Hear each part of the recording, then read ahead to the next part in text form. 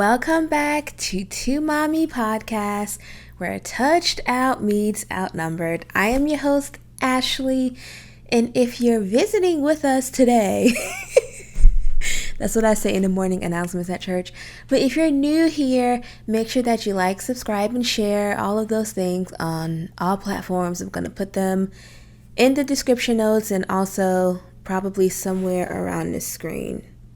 Anyway, if you're joining us from last week, we talked about the start of my fertility, the start of my fertility journey, and how this journey was really kind of the jump start to the faith that I have today. We talked about my marriage and how I thought a baby would cure my loneliness, but that's never true. And then we also talked about how I was diagnosed with PCOS, and that's kind of where our story leads us to today. We also talked about Tara. She's a main character, so make sure that you remember her name. So anyway, I remember telling my friends about my PCOS, and they were so supportive and definitely was kind of rooting me on along the way, which was really, really encouraging. And so Dr. Wilson became my doctor in 2020. And if Dr. Wilson, if you watch this at all, I love you from the bottom of my heart so much. She's such a big part of this story, and she's so amazing. If you're in Charlotte and you need an OBGYN, call Dr. Wilson at Providence OBGYN. Anyway, she set out a treatment plan for me. She became my doctor in 2020, and it definitely was a whirlwind year of ups and downs. So y'all know that was the COVID year, the start of it. And so I started working out regularly, and I had a trainer who's Tara's son, Keon. He still trains. He's wonderful. And I did group training. And so it was super hard because I don't like working out, because I'd be like, I can't breathe. And so that's never fun. So I hated working out, and I was just so out of shape. But they encouraged me to kind of keep going and definitely encouraged me to push myself. And so they didn't really know about the fertility journey that I was on because it was super private to me. Only a few people knew. And so they were just a big part of making sure that I worked out. We were all super accountable to each other. And so I went to the doctor consistently. At this point, I had my primary care doctor. I was doing all that I could physically. I was really, really, really trying. I was actively trying. And so spiritually, I was just kind of really trying to encourage myself. It was super personal to me because despite all that I've been through, I knew that this journey was going to be a propeller to something greater. And that greater was my greater faith that I now have. And so once I told God that I would try him, it's kind of like he was like, bet, I'm going to give you a reason to continue to try me. Like, if you say you're going to try me, I'm going to give you a reason to. And it's going to be something that you can't take any credit for. Because the things that I would trust him with before was always something that was like, okay, well, God, I trust that you're going to keep me at my job. Or I trust that you're going to, do something for me. But it wasn't something that was like transformative like this. It was always like I had the faith that I was going to do something that I knew that God was going to allow me to do. I don't know if that makes sense, but this journey I knew was going to be a transformer. And so he kind of put me in a holding place. And so by my definition, a holding place is a spot where only you can rely on God to get out of. It's definitely a transformative place, and you kind of have a new taste for things, or you lack taste for things that you usually have. So for me, I was very much into kind of trying to really get into my word and propel my faith through action.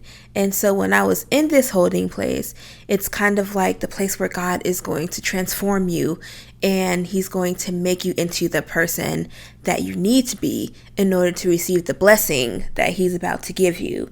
I'm actually in a holding place right now, and it is such an incredibly uncomfortable place because you are constantly transforming and changing, and it's almost like your faith is moving faster than kind of what you're ready for. And so during that time, that was what was happening. It's like, I had Tara over here pushing me, encouraging me, pushing my faith, and then I also was fueling my faith.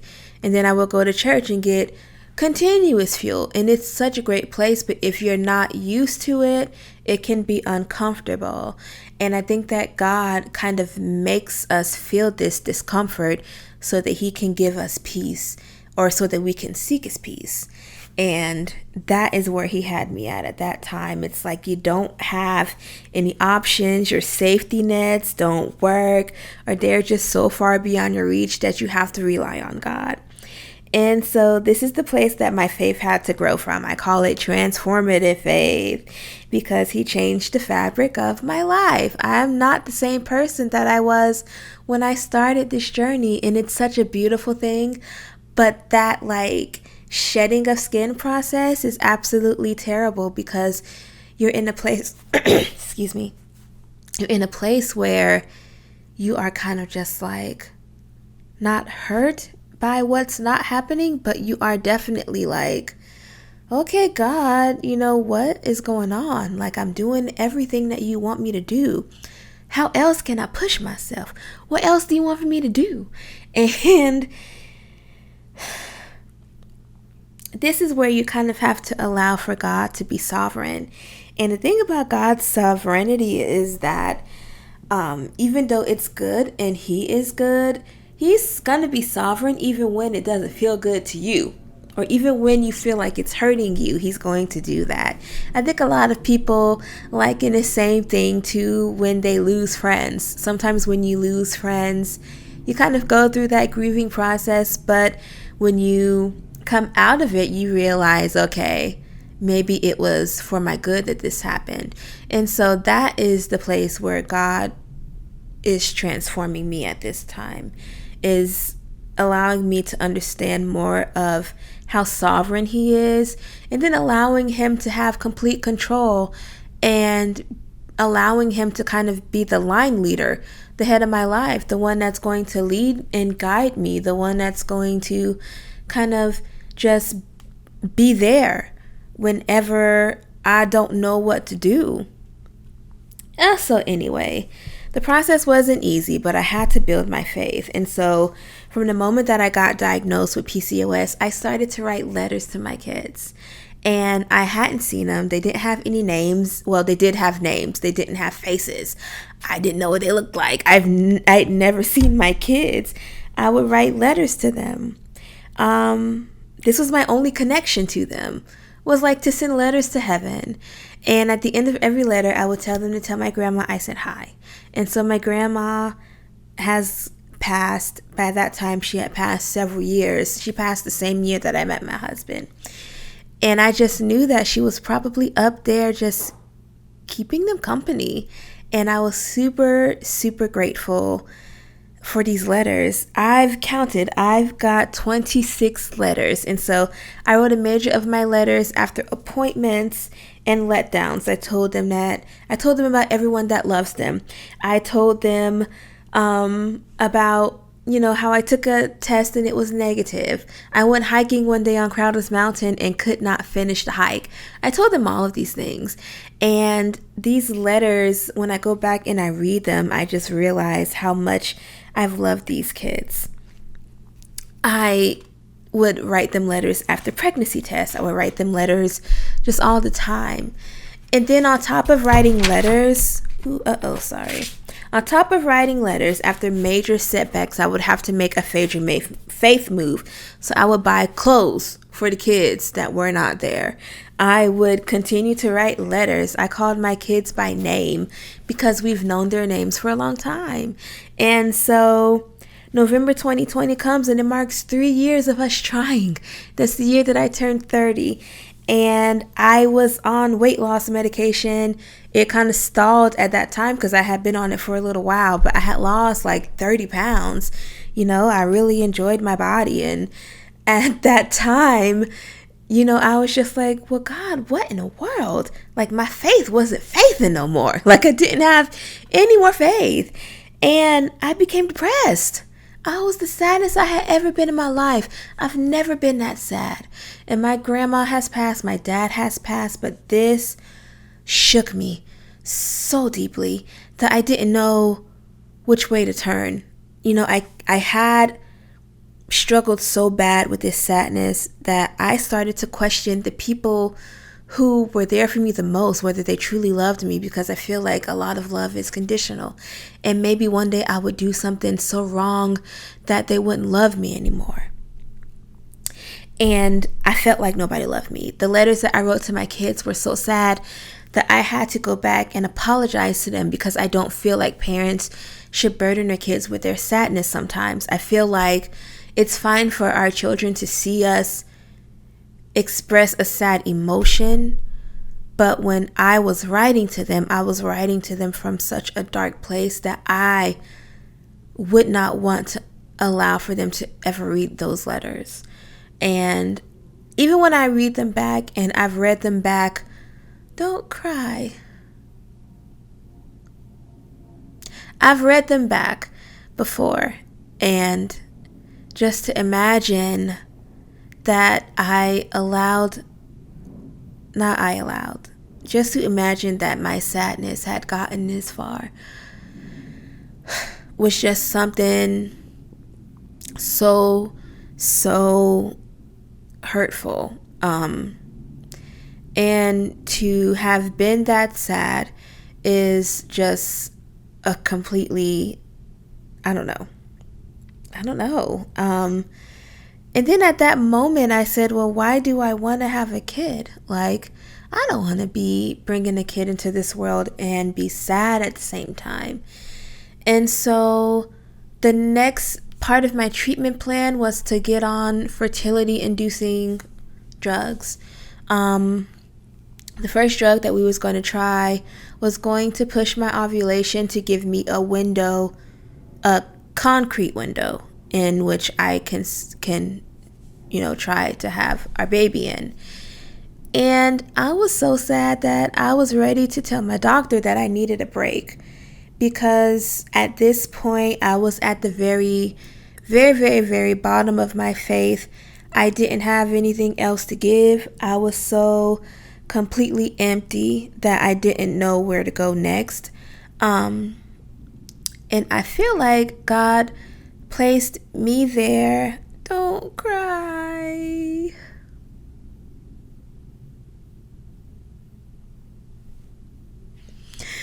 I feel like God placed me there because the only way that I was going to come out of it was to seek Him. And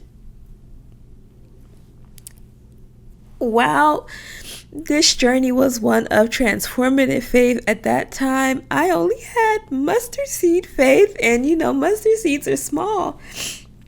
I had nothing else to give, and so I was sad. I remember my husband kind of just being like, why are you crying so much? Like, you're just really having a hard time. And I said, yeah, this is kicking my butt. Like, it's kicking my butt. Like, I'm at a place now where I don't have anything else to give.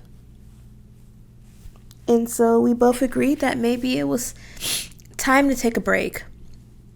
And I had a doctor's appointment, soon after all of this. And so I remember going to workout, or skipping my workout because I just felt super sick. I remember crying through workouts. I remember just throwing up, and I remember not wanting to work out that day because I didn't feel good.